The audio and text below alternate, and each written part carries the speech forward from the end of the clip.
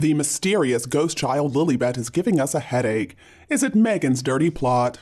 A royal watcher has claimed that the red-headed toddler kneeling in the grass in Invisibet's birthday photo is not actually Hartford Schroeder this time. Now, in the past, she has been used in some Lilibet footage. This fan said, "I really doubt that the delightful little red-headed toddler was in the UK when she was shared as Lilibet to the media.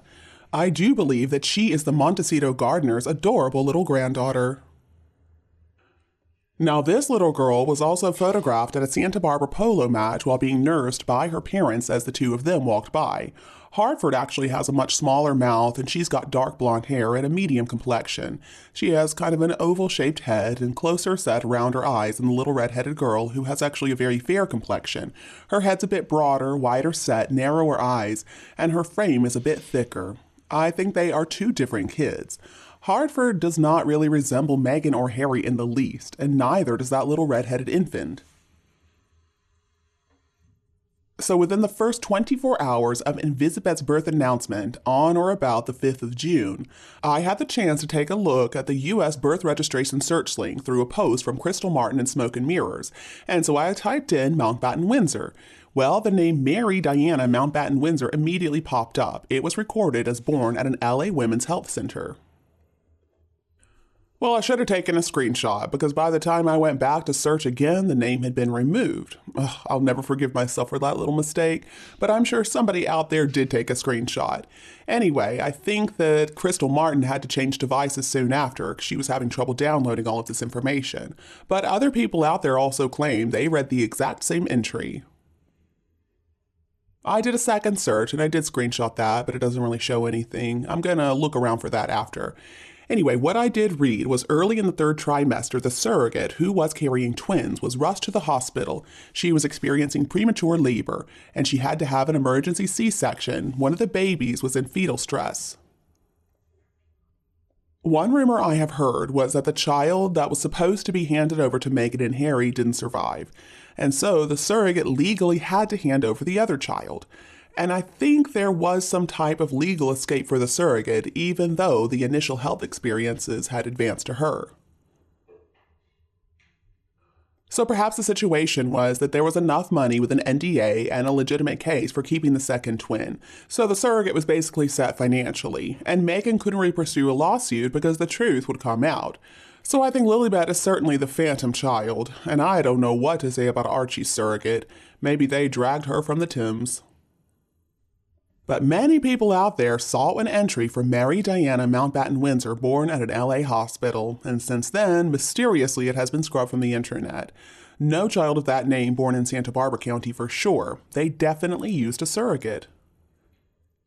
Because there is no woman who's about to give birth who's living in Santa Barbara, and she's going to drive all the way to LA to give birth. That doesn't make a bit of sense. The traffic is always terrible, and actually it's over a 2-hour drive one way. I have driven that road many times, so I know what I'm talking about here. And it's important that we not forget the strangely coincidental alleged birth date of the 4th of June of 2021, so the child's first birthday would be the same date of the Queen's Platinum Jubilee weekend.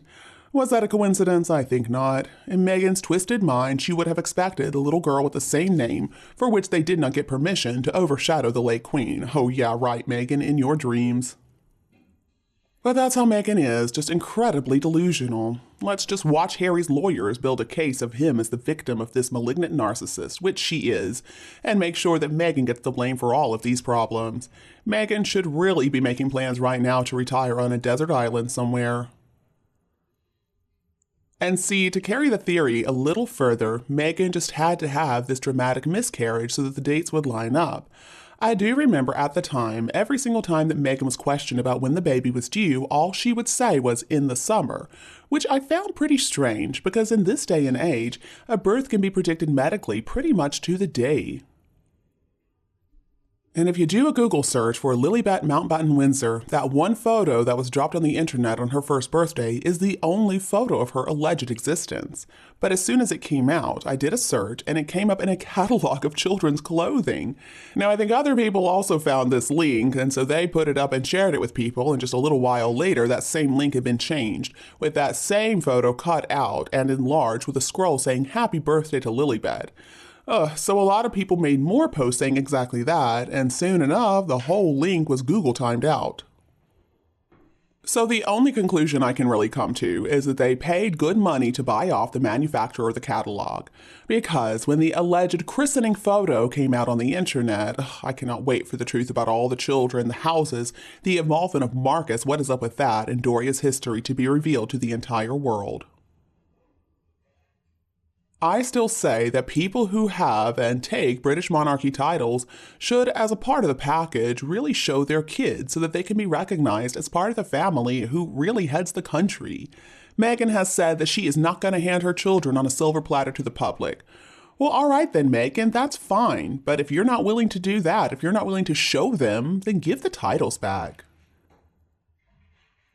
But she didn't do that. She loves those titles. And that is because she just follows her rules. It's all a part of the package. Over the years, she should be getting a lot better because it seems like that's all she does. And Harry's head always looks so awkward. I seem to remember, although I can't find it now, a photo of Thomas with Meghan in that hat or something similar. Could it be the same face in that hat? There are better ones that are a bit more clear, but I can't get them to post on their own.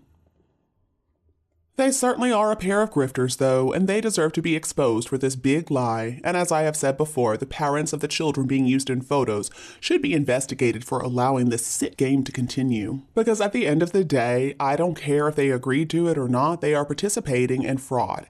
If this is somebody else's kid who shows up in photos with little touch-ups here and there to try to hide the true identity, what are the real parents saying about their child's privacy being violated in this way? Do they just not care? Now, if they agreed to it, that is something else. But realistically, you cannot just take a photo of somebody else's kid and put it all over global media without the parents' permission. Even if the photo does have these touch-ups, then the child's true identity may not be immediately clear. And I think Meghan's long-term plan is the same now as it was before she got Harry. It has always been her mission in life to destroy the reputation of the royal family. I don't think that is ever going to change. In fact, I don't think it's possible for Meghan to really change, especially for the better, because she is so incredibly evil. She's a monster. She loves hurting people. That is what makes her happy. I mean, as close to happy as somebody like her can get.